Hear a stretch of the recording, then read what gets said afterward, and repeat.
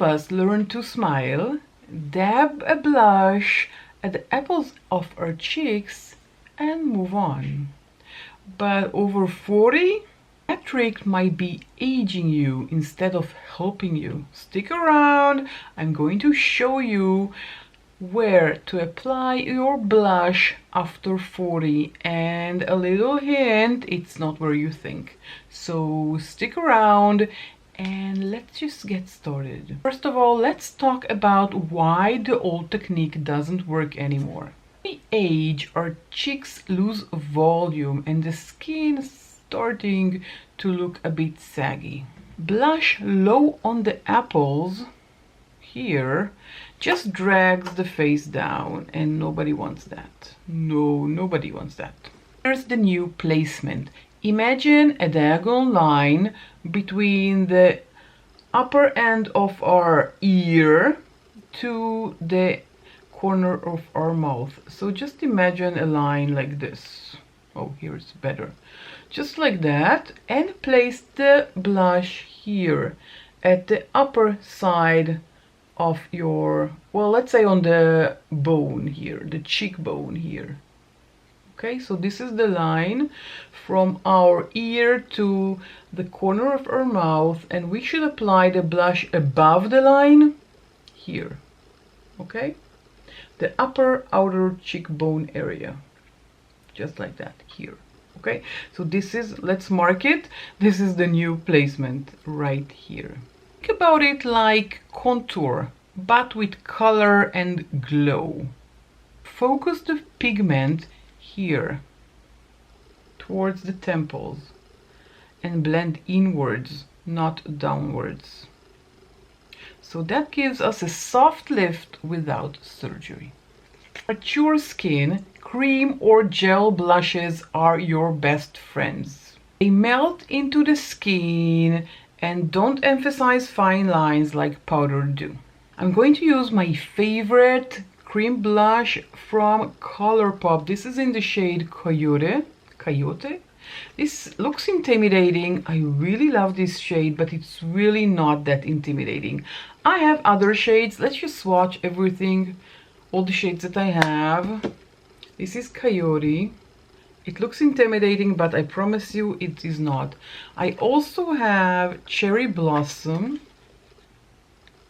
which is more of a pink. Why am I closing it if I want to swatch it? Oh, they kind of move in the pan, which is weird. Cherry Blossom is this one here.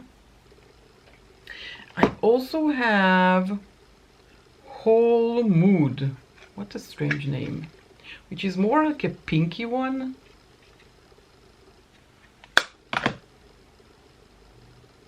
Like a baby powder pink, something like that. And the last one that I have is Bali Baby, which is darker, more mauvey than the rest. I'll put it here. This one, you know, it's even darker than Coyote, but Coyote is deeper, has a deeper undertone. Okay, so these are the four that I have. I'm going to use Coyote, like I said, this dark one, and remember, diagonal, like this, diagonal here. So I'm going to mark this with my finger here. This is the place that we want to place our, this is the place where we want to place, yeah, that's right, here. And upwards, blend upwards. You can do it with your finger like I'm doing now, and we can see it lifting. Okay, on the other cheek I'm going to do like we used to do it on the apples of our cheek.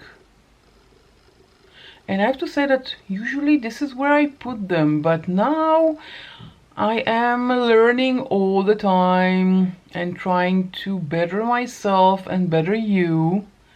And I find that when I'm applying it on the cheeks, it's not giving me the effect that I want. Now you can use your finger like I am, or you can use a blush, a blush brush like this one, a fluffy big brush. So you can also tap it like this. It all depends on your preferences. You can also use a sponge. I recommend or a brush or your finger. I am trying to avoid sponges, even though I really love them, but I'm trying to avoid them. So look at the differences. This one drags my face down. This one drags my face up. This humongous difference. Pro tip from me to you. Dab a tiny bit of highlighter just above the blush. It will pop everything. Let's just try it. I'm taking my Natasha Denona. This is her My Dream Cheek Trio. I'm taking this cream first and then I will use the powder. Just taking with the brush and applying a tiny bit above the blush, just like that. Not a lot, very small amount. Can you see how little I'm using? Just tiny bit. And now I'm taking the other side of the brush and taking the powder from the same palette and really small amount. Now I haven't used a bronzer yet, so I am going to add a tiny bit of bronzer below the blush line. So there's the blush line. Below the blush line, just here, I'm going to add a tiny bit of bronzer. I'm using my Sephora collection bronzer. I'm taking my finger and tiny bit of bronzer. Of course, I'm going to blend it with my finger or a sponge. Because I tried to apply little, but you know, accidents happen. I take my sponge. I need stop using the sponge, but it does such a good job.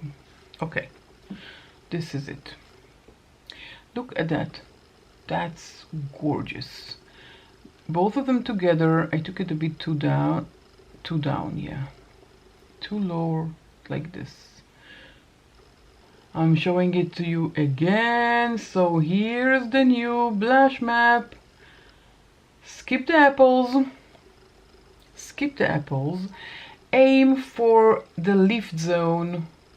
Use cream blushes.